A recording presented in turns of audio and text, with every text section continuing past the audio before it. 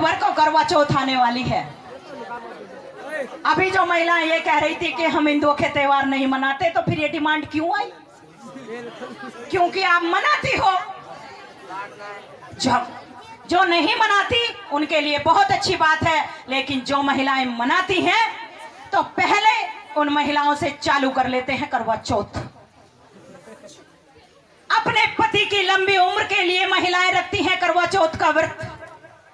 कहते हैं कि जो महिला अपने पति के लिए करवा चौथ का व्रत रखेगी उसके पति की उम्र बहुत लंबी होगी। ऐसा ही है ना? ऐसा ही है? अरे जिनकी शादी हो गई है जवाब तो दो, इसलिए ही रखती हो ना। अब मैं तुमसे एक बात पूछना चाहती हूं और उसका जवाब ये बेटियां भी दे और ये महिलाएं भी। रक्षाबंधन का जब त्योहार आता है तो किसकी लंबी उम्र की कामना की जाती है? बेटा जवाब देना। यानी कि पुरुषों की। ऐसा ही है? जब भाई दूज आती है तो बहन किसके लिए व्रत रखती है? यानी कि पुरुष के लिए। एक व्रत होता है खिदर का।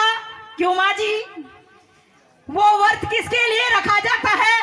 बेटों के लिए, यानी के पुरुषों के लिए। फिर आती है करवा चौथ। ये व्रत सुहागिनें रखती हैं अपने पति के लिए, यानी के पुरुषों के लिए।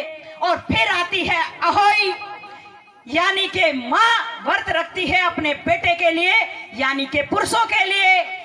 यानी के इस मनुवादी व्यवस्था में जितने भी व्रत रखे गए वो सारे के सारे पुरुषों की उम्र को बढ़ाने के लिए रखे गए। और उम्र बढ़ाने का डिपार्टमेंट सौंपा गया। उम्र किसके पास है? उम्र का ठेका किस पे है? कॉन्ट्रैक्टर कौन है? जो महिलाएं, अब जरा ध्यान से सुनना, जो महिलाएं इस मनुवादी व्यवस्था में पैर की जूती हैं, यानी कि हिंदू धर्म में, मैं नहीं कह रही हिंदू धर्म पढ़ लेना, हिंदू धर्म में महिलाओं को पैर की जूती कहा गया है, माना भी गया है। हिंदू धर्म में महिलाओं को नीच, कुलटा, कुलच्छनी कहा गया है। हिंदू धर्म में पति मर जाए तो पति की चिता के साथ जिंदा जला दिया जाता है और पति कई शादियां कर सकता है लेकिन पत्नी को इजाजत नहीं है।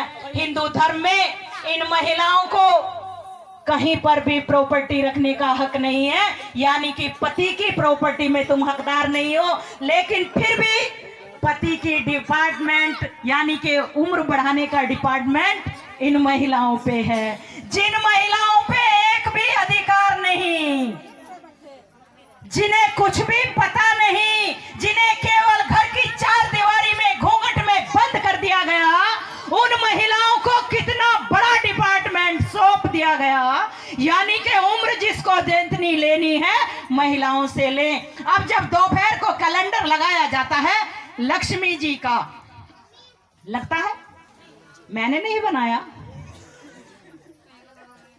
दोपहर को जब ये कथा सुनती हैं, लक्ष्मी की पूजा करती हैं, कथा किसी कन्या से पढ़वाती हैं। और लक्ष्मी की सवारी कौन है? अरे बेटा बोलो कौन है? उल्लू। अरे बोलो ना कौन है? अरे पूजा करने वाली हो, बोलो। बोल तो दो। उल्लू की भी पता ना है? इन्हें ना पता कुछ भी। लक्ष्मी किस पे बैठ के आती है? इधर से जवाब दो।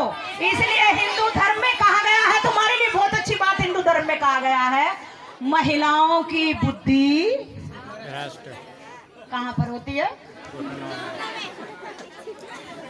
कहाँ पर होती है? अरे तुम्हारी बेइज्जती हो रही है। हिंदू धर्म में कहा गया है महिलाओं की बुद्धि गुद्दी पीछे होती है या घुटनों में होती है, क्योंकि जहां दिमाग है वहां तो डिपार्टमेंट उनका है। अब तुम्हारी बुद्धि को भी गुद्दी पीछे कर दिया गया, घुटनों में कर दिया गया। तुम्हें इसलिए ये भी नहीं पता कि लक्ष्मी जी किस पर बैठकर आती हैं। लक्ष्मी जी का वाहन है उल्लू। कैलेंडर में देख लेना, अब 13 तारीख को जब कैलेंडर लगाओगी, पूजा करोगी, तो उसमें देखना। और जब शाम को, दिन में पूजा हुई लक्ष्मी जी की और उल्लू की, और शाम को जब चांद निकलता है, पहले चांद को चन्नी में ये पत्नियां देखती हैं, और उससे पहले इन्हें नई साड़ी चाहिए, नए बिछवे चाहिए, नई चूड़ी चाहिए, नया सिंदूर चाहिए। तो वही एक आधा सामान पुराना क्या काम कर रहा है। जब सब चीज नहीं, तो एक दिन के लिए क्या होना चाहिए।